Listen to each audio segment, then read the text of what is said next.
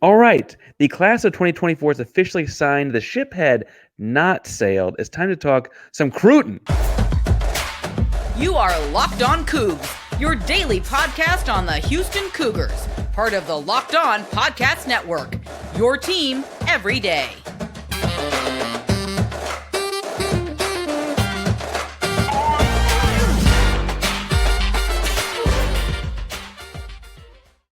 Welcome to Locked On Cougs, the daily podcast about your Houston Cougars. I'm your host, Houston-born teacher and coach.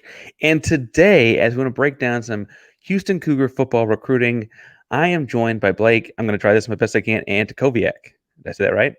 Wow, actually, yeah, you're the first person I met who said it right on the first try. As a teacher by day, I do try and get names right. Blake Antkowiak is the also, I guess, probably better known as a much easier to pronounce Coogs Coverage on all your social media services. Blake does recruiting stuff with Cougars Digest, has been covering universities recruiting for, I want to say, almost a year now. He said Coogs Coverage is about a year old at this point. Yeah. And frankly, if you're an Instagram person, has cool graphics. If you're a Twitter person, has informative stuff. So I'm excited to have you on, Blake. But first, Coogs Coverage, about a year old. Talk to us a little bit about the kind of work you're doing there, because I think Houston Cougar fans listening to the show need to go find that, frankly. So it's basically the Instagram is mainly where I do my graphic work. I am technically a graphic design major. I'm switching out of that because it's a little bit too hard. Yeah, it's kind of like my like vision for that account is a team account, but with a little bit of the filter taken off, so I can talk trash to the other fans. Still, covering recruiting big time. But what my real informative stuff is whenever I give reports and all that is my Twitter, which is the same handle, Coogs Coverage. Basically, all of it's just Houston content as much and as often as I can handle it, And you've been doing this, like I said, for about a year at this point. First year of a show can be, this show is only a year and a few months old. The first year of a product can be interesting. When was there a moment you're like, oh, I feel like I'm getting comfortable with this and making that kind of stuff? Because that stuff's hard to do. Yeah, really, it was the first time someone recognized me from the account on campus. That was pretty freaking cool, But talking to people who had seen the account who didn't know I ran it and just kind of listening to them talk about it for a second, that's just like that's inspiring stuff whenever like people genuinely enjoy what you're putting out.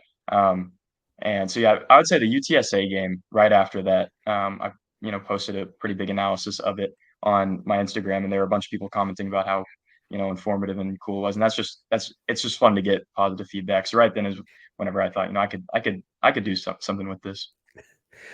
Again, the account and the content creation has been about a year in the making. The 2024 high school recruiting class has been a roller coaster to cover over the course of that year. We were told at one point the ship had sailed on the 2024 class. I don't mean to belabor the point or beat people down for that, but as someone who was covering it very closely, what was your reaction when you first heard from the staff at the time that the ship had sailed on that class, that we're going to end the 2024 class with theoretically 8 high school kids? To me, it was just confusing because I knew we still had a few offers out there, and it felt like we had just kind of given up on recruiting those players who were interested in Houston. One, to be specific, Levante Johnson, he just committed to Rice. I don't know if he was reoffered by the new staff, but we had these offers out. And I was going to high school games, and it was just a little bit disheartening because it was really fun to go to those games. We had pretty much everything covered over a span of like 3 weeks. And our university president Renu Couture put it the best anybody has. 4-8 is acceptable the first year in a conference. Like it's going to be tough, but there has to be some direction and some future. And 106th ranked recruiting class with 8 commits is just not that. So whenever I read that quote, I didn't really think it was real at first.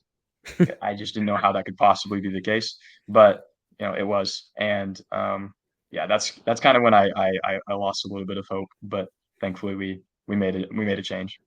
Well, and it's one thing to say we have the 106th ranked recruiting class, and we're really, really trying, guys, right? Like it's like I can't almost like we have to fix some things or whatever. To say we have the 106th recruiting class, and like okay, hands up, we're done. Like that I think was the difficult thing to swallow. I would point out that the new staff came on and retained 6 of those 8 commits, and has grown the class some. I think in large part and you can correct me if I'm wrong here, Blake, because you know a lot more about this. Uh, Mo Williams staying in the class. Mo Williams being from Shadow Creek, a Houstonian that very much, as far as his public persona, high-ranked defensive recruit of safety. I think he's a 4-star. Am I making that up? But his big thing has been like he's from Houston, wants to play for the University of Houston, and he thinks everyone in Houston should think the same way. What does it mean to keep him with the staff change, to keep a guy of that talent level with the staff change? Yeah, well, I talked to him a decent bit throughout the coaching change, and he was watching it closely. I mean, he genuinely wanted to stay with the university, but the hire was important. You want to know who you're going to be playing for. But he was sort of the first big splash of our Big 12 era in recruiting. He's technically a 3-star on 247 composite, which is putting everything together. He's still a 4-star. Should be a 4-star. I don't agree with the 3-star ranking, but I texted him right after the staff change. And I was like, I'm glad you're sticking around because you're pretty much the entire recruiting class right now. And he said, I know, and I take pride in that.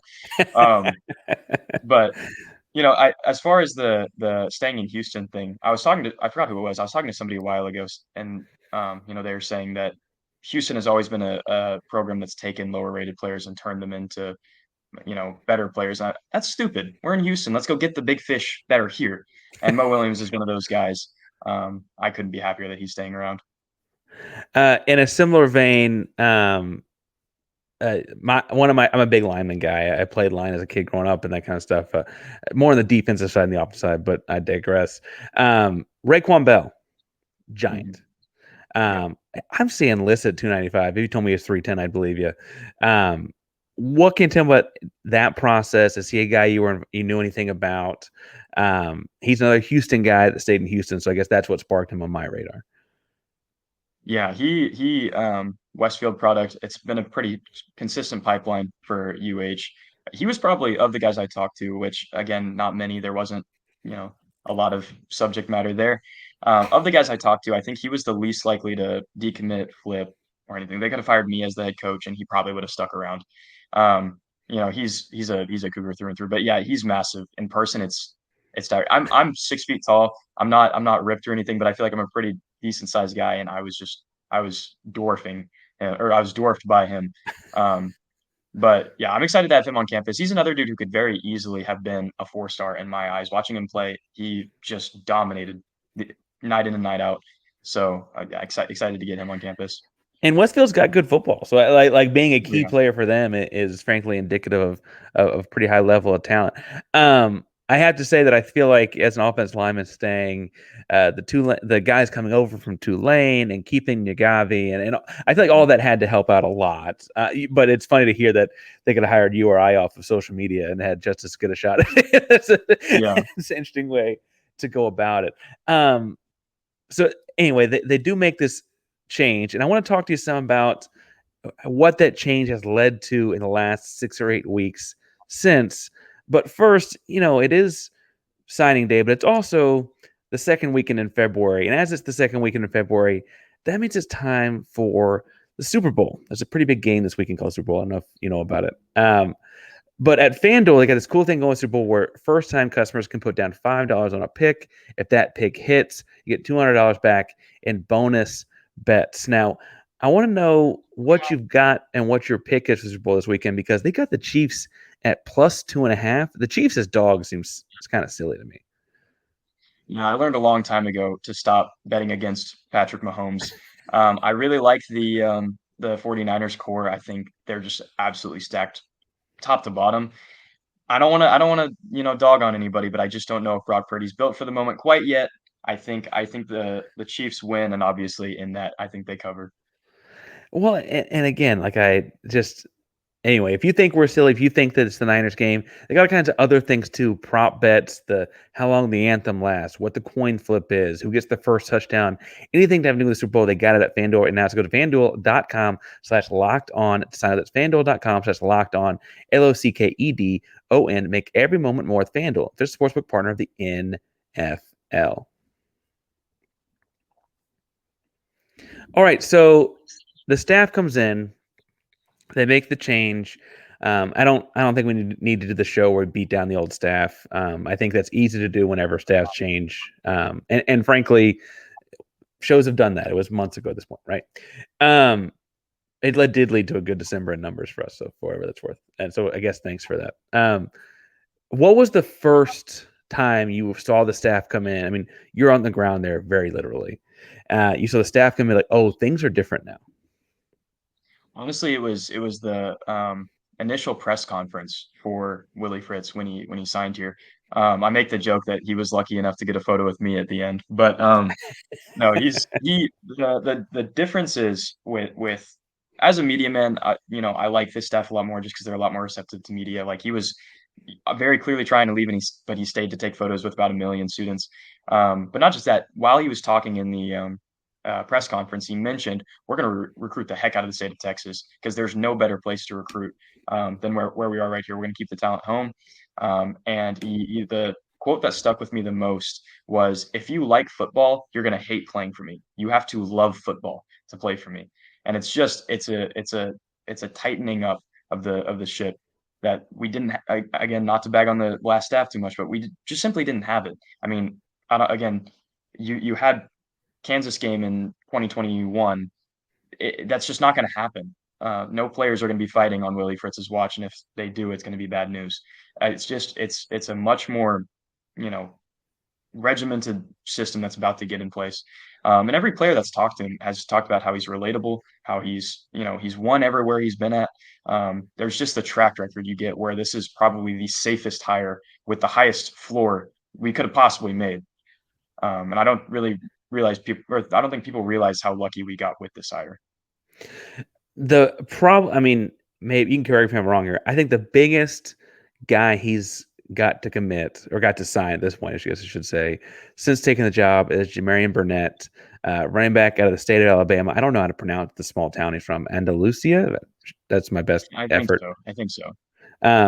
But JaMarin Burnett's name you're going to hear and need to learn how to pronounce. JaMarin is spelled J apostrophe, and he is really, really good. Throughout this process, you obviously watched and learned more about him as well.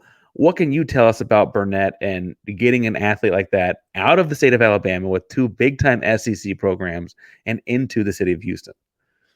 We were talking about this a little bit beforehand, but it's funny that the staff put out the comments about how they didn't fly. They might have recruited this guy via Zoom for all we know. I don't know how they did it, but the big point I want people to understand with this is not one of those guys who has offers from the SEC schools, but they're unserious offers, and he's going to be buried in the depth chart forever. Specifically, Auburn wanted him, and they wanted him to play from day one. This was a straight up recruiting win for the new staff. They beat out Auburn handily. And they did it at the last minute. They got their guy. And if you thought Parker Jenkins was good last year as a true freshman, wait until you see Parker Jenkins and JaMarin Bernett. I mean, he's a guy who will play from day one. I'm not sourced on that, but you can infer he's going to play from day one. And yeah, he's just a workhorse. I mean, he's a big dude. And I think he's going to be a guy you can hand the ball off to. Maybe not year one, obviously, but later on down the road, he's going to be a guy you can hand the ball off to 20 times a game if you want to. I mean, that's always been a focus of Willie Fritz. That's another thing he talked about in the press conferences. We're going to run the ball, and we're going to keep running the ball, and we're going to keep running the ball. So getting a workhorse running back is huge this early. Well, and you mentioned the quote, I believe it was Wednesday morning in the press conference. Willie Fritz said that, the nice thing about recruiting for the city, for the University of Houston is he didn't have to fly. He drove everywhere because of how much talent is within driving distance. Driving to Alabama I guess is not impossible. It's just nothing to think of as being very close. He's got a lot of guys that committed in this 2024 class, though, that, Kobe Young from New Orleans, Xavier Stillman from St. Joe's, Missouri. Larry Crawford, I guess, is a holdover. He's from Monroe, Georgia. I'm not saying he's a liar. I don't mean to say that because obviously he's got a staff of people that recruit. And like you mentioned, their Zoom is 2024. It's easy enough to talk to people and fly them to you more than ever. But what do you think about this, like the Houston for Houston idea that both Mo Williams and Willie Fritz have kind of separately hinted at being the goal here? I think the big thing with that is the Big 12 move, because now it's actually possible. You don't just have to talk about it. Now you can actually do it. Talking to Willie Fritz on the Cougar Digest live show probably a month or two ago, he mentioned, like, I'm probably not signed here if the Big 12 move doesn't happen. And now you've seen that reflected in who they're offering and who they're bringing on visits. They just brought in a visit of 33 plus people, and a good half of them were from the greater Houston area. And you'll probably like this. Probably a fourth of them were in the trenches, offensive linemen. Um, so yeah, as far as like the Louisiana stuff goes, this is also the perks of getting a guy who comes from Tulane. He already has the deep South recruiting connections. He was also in at a million different Texas schools before then. He has the high school connections in Texas, but you're also seeing him recruit the deep South. And a lot of those guys, specifically Kobe Young, was one who was being recruited by Willie Fritz while he was at Tulane, and brought over.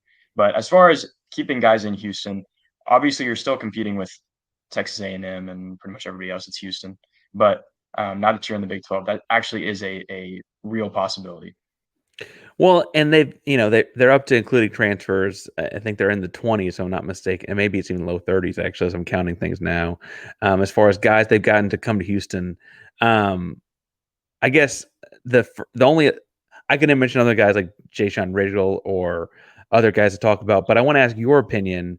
What name of the 2024 class that we haven't mentioned does a Houston Cougar fan need to know for the 2024 season? As far as high school recruits, you just mentioned him. It's JaMarin Bernett. He just got bumped up to a 4-star, I believe, on Monday, and absolutely deserved it. That people have been calling for it for months. But the real interesting thing about him is not his rating; it's how I would expect us to use him, and it'll be like we talked about. We just talked about the Super Bowl.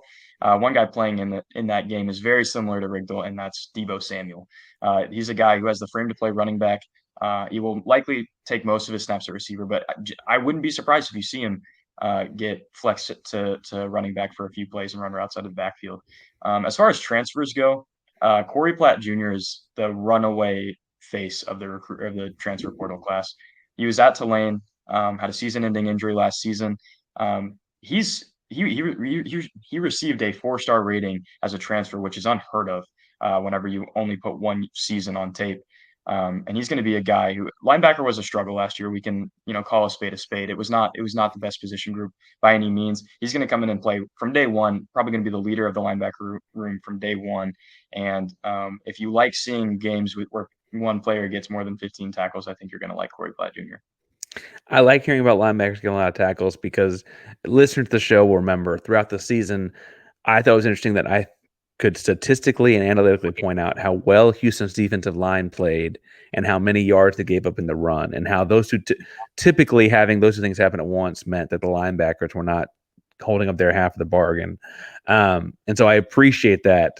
Frankly, I want to do a little bit of talking about the quarterback position and Zeon Chris, because I think that's something everyone wants to talk about some. I also talk about a comment that Willie Fritz made on Wednesday, but I will point out that this weekend, if you are trying to get out of town and go do things, or I guess if you want us to go watch games around the H, you got to go to Game Time to do it. That's gametime.co or the Game Time app. They have the best deals on tickets all over the country. And if you're trying to get to the big game in Vegas right now, you get $100 off if you download the Game Time app today and use code Vegas100. That's $100 off the big game ticket. Or if you're not going to games, looking for something to do around Houston, use code Locked On for $20 off your first purchase. Download Game Time today. Last minute tickets, lowest prices guaranteed.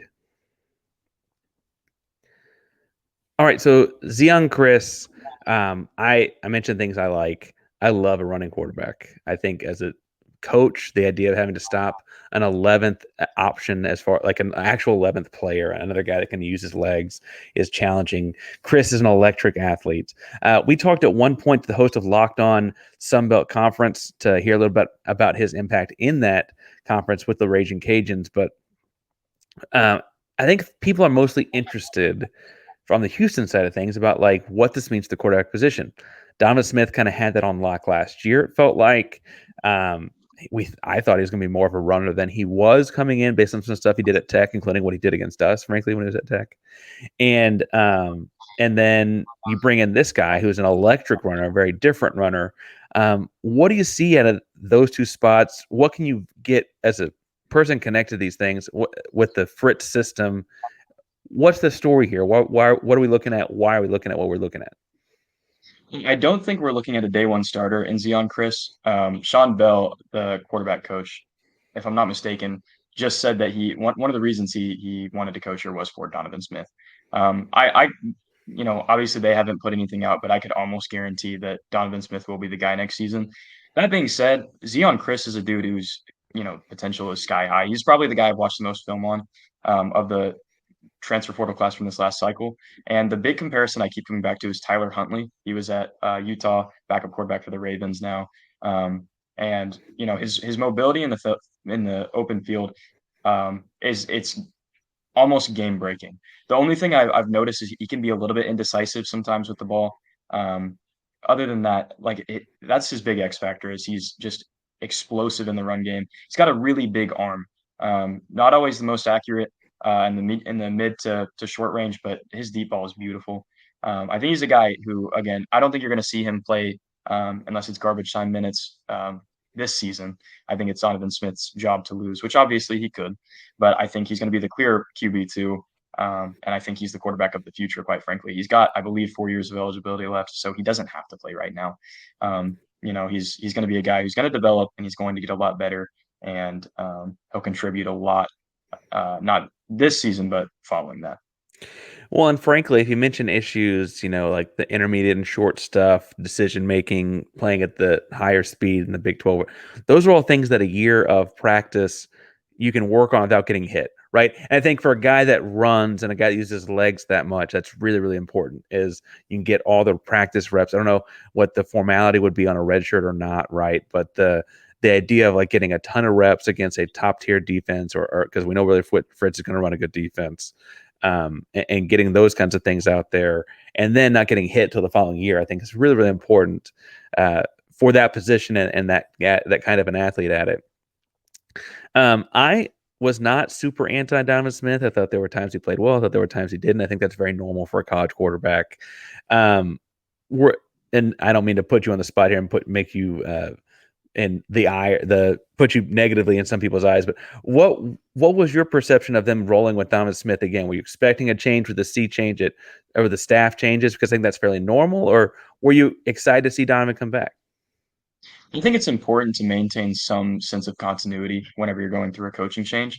Like the big comparison I keep drawing back to is when Oklahoma lost Lincoln Riley. They didn't just lose Lincoln Riley; they obviously lost Caleb Williams too. So they had to plug a guy in right away, and that first season was rough. And history has a tendency to repeat itself in college football. Having the leader of the locker room, because he wasn't just he didn't have a C on his chest, but Jack Freeman talked about this. He was still a very vocal leader in the locker room. Maintaining that, especially when you lose most of your captains, Son Hypolite's gone, Jack Freeman's gone. I think that's really important. And as far as his play, I was a pretty big Donovan Smith defender as well. I think he obviously Oklahoma State really bad interception. He made a few bad reads. It happens, especially when you're dealing with his archetype of quarterback. It happens. I think the Fritz system will favor him a little bit more because they've said we plan to use the athleticism and size of our quarterbacks. We didn't see a quarterback sneak, by the way, side note, until I think Baylor. We have the biggest quarterback in the Big 12. That's something you need to do. The year of the tush push, and it took us like 10 weeks. Just ridiculous. Yeah. So the new staff, I think, will utilize his size a lot better. I think he's a guy who could make a big jump. Especially, minus Matthew Golden, I think the receiver room actually gets better next year. I like Jonathan Davis as Locked On Longhorns. We give each other a hard time. He was talking about we got Texas folks are really excited to tell us that they got Matthew Golden, and he is good. I'm like you. I actually think the room got better. Like, I'm not saying Matt. I mean, obviously, it hurts to lose Matthew Golden. I'd like to have him around still, but I think the room got better. Yeah, I think losing Sam Brown would have stung a lot more than losing Matthew Golden. And I mean, no disrespect to Matthew Golden. He's another guy I've defended pretty publicly because he was a Holgorsen guy. Of course, he's gonna leave when his coach gets canned. That makes sense. I don't think anybody needs to bag on him for that. But that being said, especially the tight end room, I think we're 5 deep at tight end next season. Obviously, bringing in Malik Carr, he's a legitimate NFL draft pick next year. at tight end, and we didn't have that last season. So I think Donovan Smith's weapons get a lot better. O-line will be interesting. You lose a lot of pieces from there. You retain Tank Jenkins for a seventh straight year, or not straight year, but a seventh year, which is awesome. Um, but again, we already talked about him, but JaMarin Bernett comes in. He'll be a pass catcher. Kobe Young might get some burn year one. The weapons will be there. So I think Donovan Smith could make a big jump. I think the play calling will be better. I like the situation for him a lot better this year. Well, we haven't touched on it all. There's so many good news things to talk about. Mekhi Muse from Mhm. Georgia, the wideout. You know, again, this room, I think the wide receiver, you always be able to find good wide receivers at the University of Houston. Yeah. Both just recruiting the city. There's just so many in the city. I want to ask though about something Will Fritz said, and this will be the last thing I ask you about, because it is getting late, and I don't mean to keep you up too long. But Willie Fritz said something that was interesting because I thought we opened with talking about the ship sailing, and I thought this was a much more articulate way to say a very similar thing. On Wednesday morning, he said, honestly, we felt pretty good about our 2024 class and spent a lot of January focused on 2025. I I've got to be honest with you, Blake. If Dana Holgorsen says that instead of the ship sailed in 2024, he might still be our coach. Like it's a very similar sentiment. We're done with 2024, but a very different look on it. And you've been following this very closely. I said that like 12 times because that's what you do, right? But um, what can you tell us about the work they've done with 2025? Because he just told us they spent January working on it. Yeah, well, they just brought in. I mentioned it earlier. They just had their junior day, which is in English just a massive visit. They just bring in a ton of prospects, mainly from the 2025 class, I believe. There are two 2024s. I don't know if they were officially a part of junior day. I think they came after that. But in the junior day visit alone, it was. I know it was over 30 prospects, and off the top of my head, I can only think of I think four who were 2026. So we just had 26 guys in the 2025 class on campus, multiple four stars, which again, it's a different feel because we're actually, even if we're missing out on them, like we just missed out on I'm trying to remember his name. I think Ashton Bethel Roman, who went to Texas A&M. We're still taking our puncher's chances with these guys. And as far as the 2025 class goes, I spoke with JT Lindsay, a three-star running back who came, and he was talking about how Fritz might be the best coach in college football. And it's just the effort in recruiting. We're getting these guys on campus, and I think as far as recruiting goes, that's probably the most important thing you can do is get guys on campus. And like I said, we just had 25 plus guys from the 2025 class on campus, and we're planning on bringing a few of them back. I know that for sure. But I think as far as the 2025 class goes, I think it's going to be more of a depth class. I don't know if we're going to have a ton of superstars in this class. We might get a few. I know we're targeting a few, but I think this is going to be where you see sort of the shift in personnel, where Fritz is getting his culture of guys in who will help him establish, the process he wants from just like a day-to-day life perspective for the student athletes. Well, as the first class, he'll get a full year of recruiting. And I think that's important, right? He gets to Yeah. build those relationships for the course of a full year, not 6 or 8 weeks.